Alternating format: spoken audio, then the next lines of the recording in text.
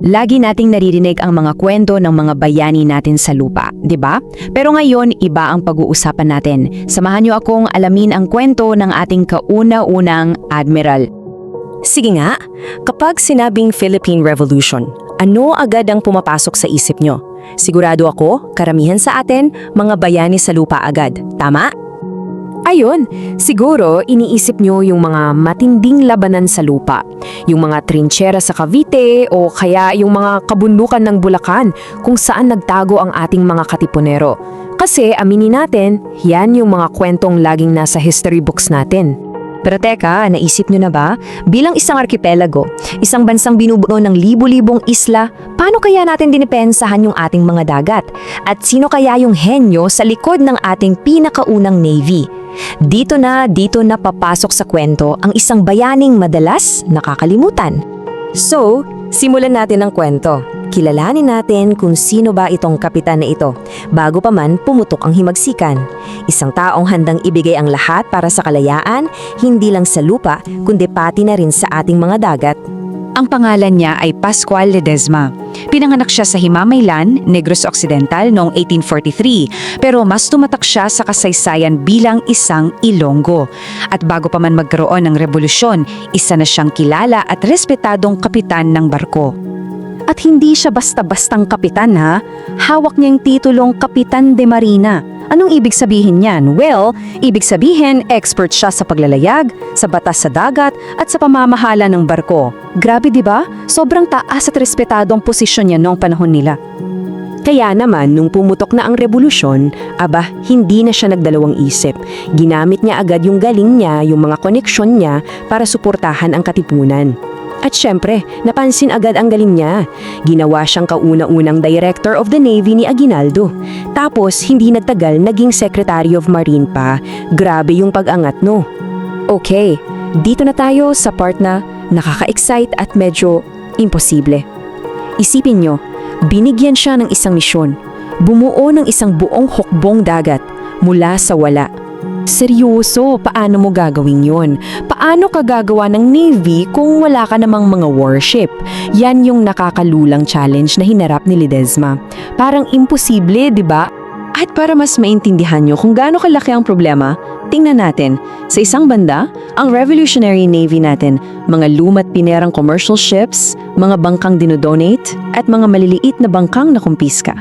Tapos sa kabilang banda, yung mga kalaban, Spanish at American navies na may mga modern warships at naglalakihang kanyon. Grabe, para talagang David versus Goliath ang laban. Pero alam nyo naman, dito lumalabas ang diskarte ng Pinoy. Dahil sa kakulangan, naging sobrang resourceful sila. Yung Navy natin, binuo lang yan mula sa mga barkong sinamsam sa mga Espanyol, mga donasyon galing sa mga mayayamang makabayan, at mga commercial ships na, ginawa na lang pandigma. Ang pinakasikat nga dyan ay yung SS Filipinas, isang steamer na kinabitan lang nila ng mga kanyon. Galing ng diskarte, di ba? Kahit na maliit lang yung fleet na yon, grabe yung naging papel nila. Sila yung naging parang lifeline ng revolusyon. Sila yung nagkokonekta sa mga isla, naghatid ng sundalo, armas, at sobrang importanteng informasyon mula Luzon hanggang Visayas. Isipin nyo, kung wala sila, baka watak-watak lang ang laban natin. So, dahil dehado sila sa gamit, hindi sila pwedeng sumabak sa harapan. Anong ginawa nila? Dito na umusbong ang isang napakatalinong estratehiya, ang guerrilla warfare, pero sa dagat. Alam nyo, napaka-praktikal ni Ledesma. Tanggap niya ang katotohanan. Alam niyang di sila mananalo sa isang head-on naval battle, lalo na laban sa mga Amerikano. Kaya ang naging battle cry nila, hindi natin sila lalabanan sa paraang gusto nila. Lalabanan natin sila sa sarili nating paraan. At ito yung brilliant na guerrilla sea strategy nila in 3 simple steps. Number 1, mabilis ang atake. Tirahin yung mga supply lines ng kalaban, tapos takbo agad. Number 2, gamitin ang mga isla natin para magtago. Perfect cover yan. At number 3, yung pinaka-importante, gamitin yung local knowledge natin.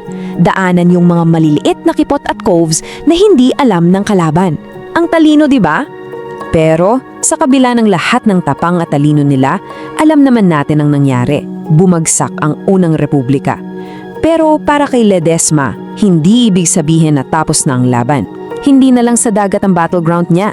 Ipinagpatuloy niya ang pakikipaglaban para sa kalayaan, this time sa mundo ng politika bilang isa sa mga nagtatag ng Nationalista Party.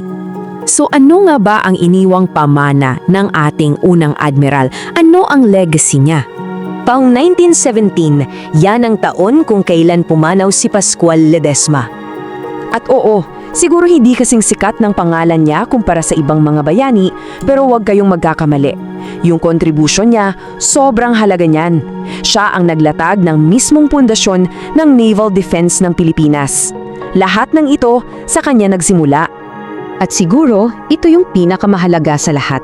Pinatunayan niya na tayong mga Pilipino bilang mga anak ng dagat, kayang-kaya nating bumuo ng isang organisadong Navy kahit pa halos wala tayong pinangahawakan, kahit nagsisimula tayo sa wala. Kaya sa susunod na makakita kayo ng barko ng Philippine Navy, isipin nyo to, bawat isa sa mga yan naglalayag sa dinadaan ng tubig ng matapang na kapitan mula sa Iloilo. Dala-dala nila ang legacy niya. Kaya iiwan ko sa inyo ang tanong na to. Ano ang ipinapaalala sa atin ngayon ng kwento ng ating unang admiral?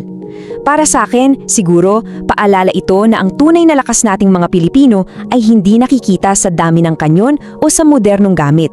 Hindi, nasa diskarte, nasa talino, at higit sa lahat, nasa puso nating hindi marunong sumuko, sa lupa, man o sa dagat. Kung nagustuhan mo ang kwentong ito, huwag kalimutang i-like ang video, mag-subscribe at i-on ang notification bell para sa iba pang alamat at kwentong bayan. I-share mo rin ito para mas marami pang Pilipino ang makaalala ng kagandahan ng ating mga kwento.